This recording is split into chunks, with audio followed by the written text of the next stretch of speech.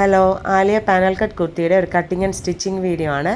Panel കട്ടിങ്ങിനായിട്ട് 3.5 metre georgette മെറ്റീരിയലിന് എടുത്തിട്ടുള്ളത്.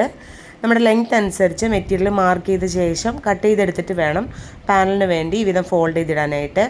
ഇതിപ്പോൾ 44 ഇഞ്ച് മെഷർമെൻറ്റ് വരുന്ന ഒരളവാണ് ചെയ്യുന്നത്. 16 പാനലിൻ്റെ ഒരു ഡിസൈനാണ് ചെയ്യുന്നത്. ഫ്രണ്ട് പോർഷൻ 8 പാനലും ബാക്ക് പോർഷൻ 8 പാനലും. അപ്പോൾ നമ്മൾ 8 ഫോൾഡായിട്ട് വേണം തുണിയെ ഈ വിധം മടക്കിയിടാനായിട്ട്.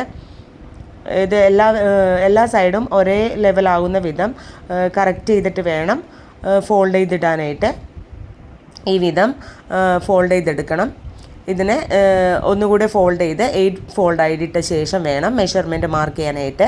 പാനൽ കട്ടിങ്ങിന് വേണ്ട മെറ്റീരിയലിൻ്റെ അളവ് ഡിസൈഡ് ചെയ്യുന്നത് നമുക്ക് എത്ര ലെങ്ത്ത് വേണം, ഫ്ലെയർ എത്ര വേണം, ഇതിനെല്ലാം ബേസ് ചെയ്തിരിക്കും.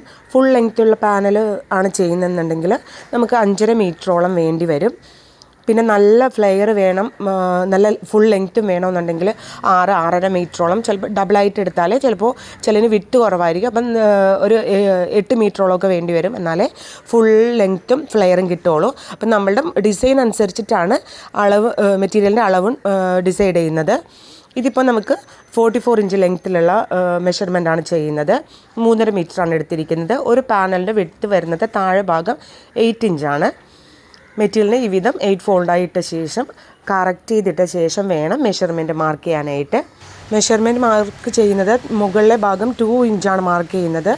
ഫോൾഡിങ് ആയതുകൊണ്ട് നമുക്ക് ഓപ്പൺ ചെയ്യുമ്പോൾ 4 ഇഞ്ച് ഉണ്ടാകും. തയ്യൽ തുമ്പ് കഴിച്ചിട്ട് 3 ഇഞ്ചാണ് നമുക്ക് വരുന്നത്. 3 ഇഞ്ചിൻ്റെ 8 പാനലാണ് വരുന്നത്.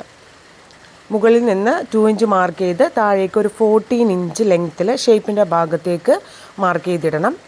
മൊത്തം വിഡ്ത്ത് വരുന്നത്, ഈ ഫോൾഡ് ചെയ്തതിൻ്റെ മൊത്തം വിഡ്ത്ത് വരുന്നത് 8 ഇഞ്ചാണ്. അതിൽ 2 ഇഞ്ച് മാർക്ക് ചെയ്ത് ബാക്കി 6 ഇഞ്ച് ഉണ്ടാകും.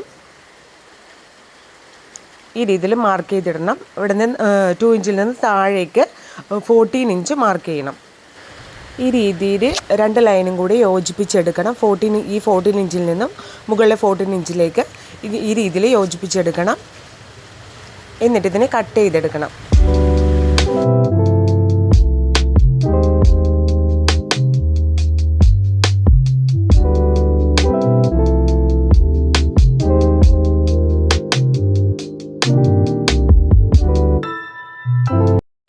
നമുക്കിനി ഇതിനെ സ്റ്റിച്ച് ചെയ്തെടുക്കാം.